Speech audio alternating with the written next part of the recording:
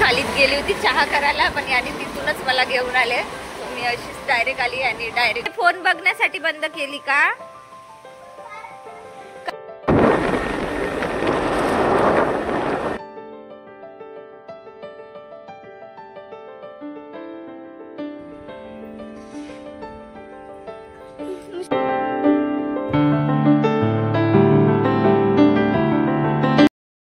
Good morning friends, welcome back to my channel. तर कशात तुम्ही सगळे? आय होप तुम्ही सगळे खूप छान आणि मस्त मजेत असणार. सो चला, नवीन दिवसाची नवीन सुरुवात. बाय द वे, आज आहे पोळा. सो पोळ्याची तुम्हा सगळ्यांना खूप खूप शुभेच्छा.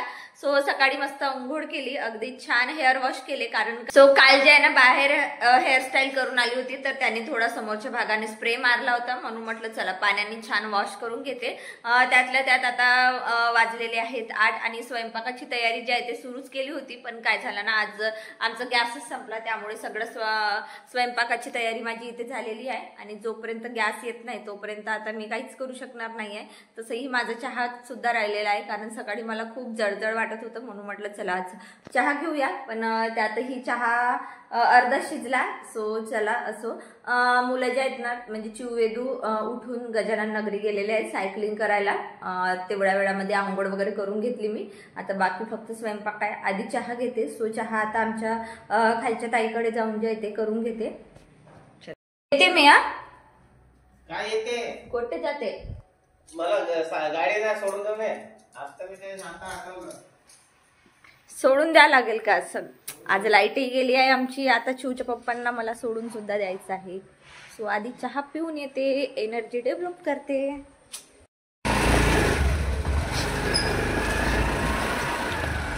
गाव चहा राहिला माझा. तुमच्या मागे फिरायला लागत आहे सकाळपासून. मला चालव काऊन नाही दिल्या? मागे नाही बसत तुम्ही हो ना कधी? एखाद्या वेळे माझ्या मागे बसाल बरं, मी चालवून पाहतो.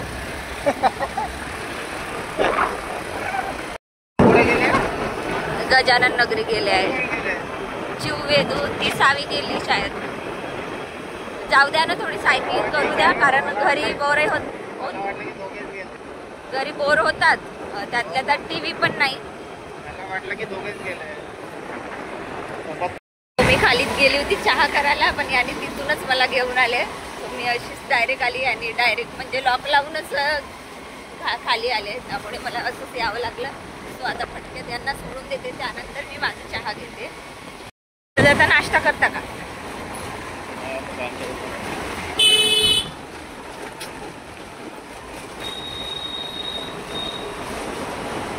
आज पहिल्यांदा उपाशी चालल्या का तुम्ही? हो ना. पर्याय नव्हतं, काय करणार आता. शेवटी गॅस संपला आमचा. त्यातल्या त्यात लाईटही नव्हती आज.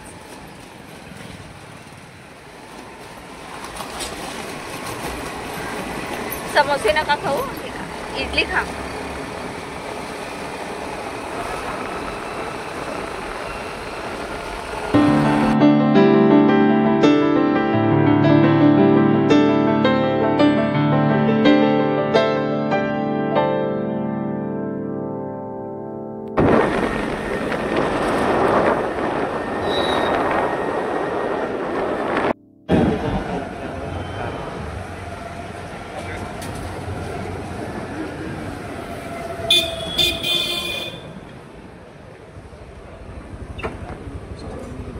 बंद कर. चलो बाय. त्यानंतर बघा मी घरी आली, तर आमच्या खालच्या अंगणामध्ये ना असे 2-4 साप जे आहेत ती इकडे असे फिरत होते. सो ते बघूनच चक्क मला शॉक लागला, कारण मला सापांपासून खूप भीती वाटते. वेदू घरात दिसायचे नाही का? बापरे, 3 साप. कुठं? मला इथे हो ना, तुम्ही तर बाहेर वगैरे काम करता. 3 साप आहे. ते तिकडे आहे. कुठे साप? ते तिकडे. हे ते तिकडे. हे बघ तिसरा कुठे आहे? ना तिकडे आहे. मी स्कॅनिंग चालू का खाली? वेदू साप बघ. तिसरा कुठं आहे? खूप भीती वाटते. तिसरा कुठं आहे? आम्हाला तिसरा नाही दिसला का? आम्हाला तिसरा तिकडे आहे. तिसरा तिकडे मला तर मजा येते पाय. मजा येत आहे का?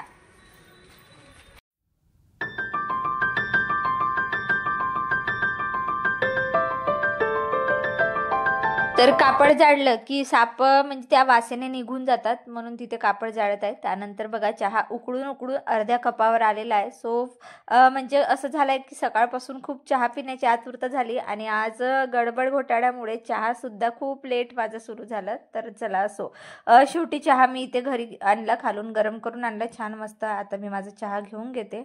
तो फायनली चहा मिळाला शेवटी. सो आता मी बसून जे आहे ते चहा घेते माझा. पसारा काढल्या रे. मूर्ख झाली का चिव तू? इथंच खेळ. वाव किती छान सजवलीस ग. वेदून सजवला. यांचं काहीतरी इथे प्रोग्राम सुरू आहे, तर तुम्ही इथे बघा. ऍक्च्युली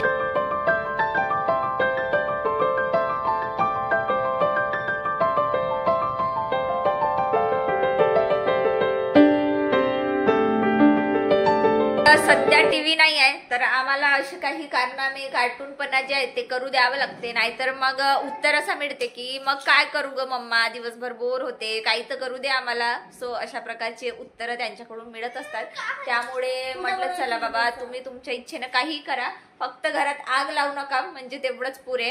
सो त्यांनी सगळे छोटे छोटे जे दिवे होते ना, सो ते टेबलवर असे सजवत आहे, तुम्ही बघू शकता इथे. म्हणजे काहीतरी कार्टूनपणा करतात. खरं म्हटलं तर मला हे असं सगळं घरात बघितल्यावर मला इतकी चिडचिड होते ना की कायच सांगू तुम्हाला.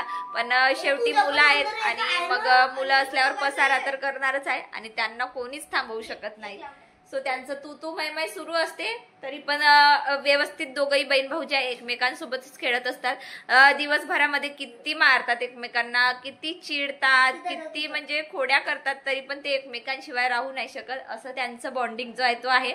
आणि बऱ्यापैकी प्रत्येक भाऊ बहिणीचं नातं जे आहे ना ते तसंच असतं, म्हणजे तू तू मै वालाच असतं. वेदू चिऊ चिऊ ए वेदू अंघोळ करणार रे.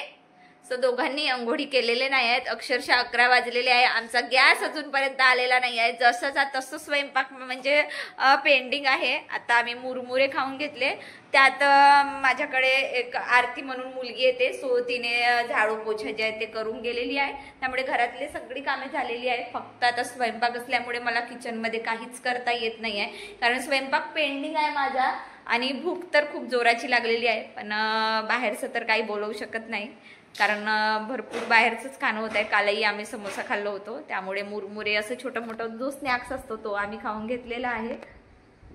त्यानंतर गॅस हंडा जे आहे ते आला होता, सो मी ते लावून घेतला. आणि आता स्वयंपाक करण्याआधी म्हटलं, माझ्याकडे बरेच दिवसापासून हे ढोकळ्याचं पाकिट जे आहे ना ते पडून होता. मला म्हटलं की चला आता आज ढोकळा बनवून घेऊया. तसंही अर्धा दिवस तर निघून गेला. तो ढोकळा बनवते, त्यानंतर भेंडी कापून ठेवलेली आहे, भेंडीची भाजी करते, कारण मला 2 वाजता जे आहे चिवच्या पप्पांना डब्बा सुद्धा द्यावा लागते. सो आता 1 वाजलेला आहे, तर फटक्यात मी ढोकळ्याचं पहिले करून घेते. सो असं पॅकेटचा ढोकळा मी 2-3दा केलेला आहे. मला फारसं तेवढा आवडत नाही, पण चुकीने मी ते पाकिट आणला होता, म्हणून म्हटलं आता वाया जाण्यापेक्षा चला आता इन्स्टंट आपण हा ढोकळा तयार करून घेऊया. तसंही मी 3 ते 4 महिन्याचा जो असतो ना माझं, त्यामध्ये मी ढोकळ्याचं प्रीमिक्स घेतो ऑलरेडी. आरामशीर म्हणजे 3 ते 4 महिने मला आरामशीर पुरत असतो. पण आता हे पॅकेट आणलं होतं, तर म्हटलं चला आता हे करून घेऊया.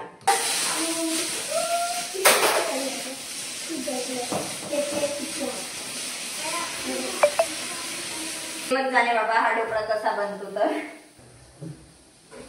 भुकेमुळे माझं डोकं काम नाही करत आहे, उलट पुलट करत आहे मी आज का. आता देव तर ज्या प्लेटमध्ये मला ढोकळा टाकायचा होता ना, ते प्लेट मी ऑलरेडी कुकरला इथे लावून घेतली होती, ज्यामुळे ती प्लेट गरम झाली. म्हटलं चला असो, त्याला थोडा ऑइलिंग लावून घेतला आणि ढोकळा बनवून घेतलेला आहे.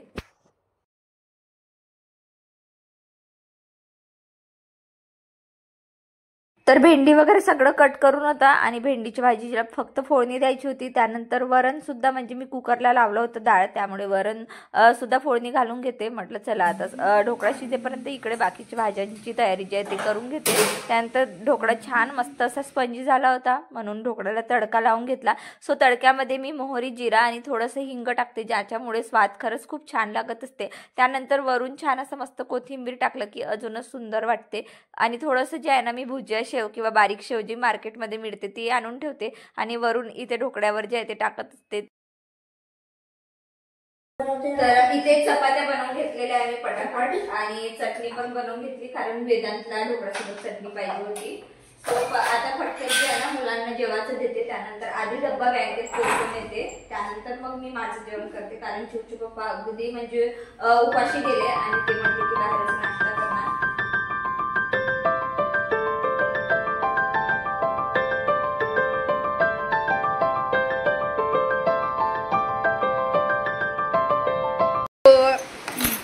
डब्बा घेऊन निघाली होती, त्यात एवढा जोराचा पाऊस सुरू झाला तुम्ही बघू शकता. अक्षरशः खूप मुसळधार पाऊस जो आहे तो सुरू झालेला आहे.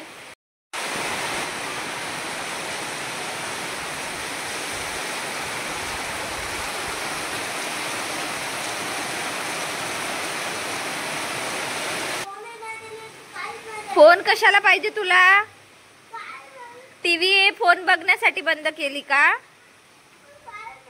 काहीच नाही देत तर तू होमवर्क कर. ये चल चल अभ्यास घेते, ये थोड्या वेळ, तुला बोर होताय ना, ये. त्यानंतर पाऊस थांबला होता. सो चिवच्या पप्पांना डब्बा पोहोचवून दिला आणि आता माझे घरातले कामे होते. सो किचन वगैरे सगळं असं छान स्वच्छ करून घेतला आणि कपडे मशीनला लावले होते. म्हटलं चला आता कपडे सुकवून देते. अगदी म्हणजे थोडंसं छान वातावरण झालेलं आहे म्हणून मग कपडे वगैरे टाकून दिले. आणि असं होतं आजचं माझं आत्तापर्यंतचं रुटीन. याच्यानंतरचं रुटीन मी तुम्हाला उद्याच्या व्लॉगमध्ये शेअर करते. मस्त झणझणीत असा पुरणपोळीचा जेवणाचा व्लॉग जो आहे तो असणार आहे. ॲक्च्युली इथेच ॲड केला असता पण व्हिडिओ खूप मोठा झाला असता म्हणून मी इथून स्किप केला. सो चलो, कसं वाटलं आजचा व्हिडिओ मला कमेंटमध्ये नक्की सांगा. चलो बाय.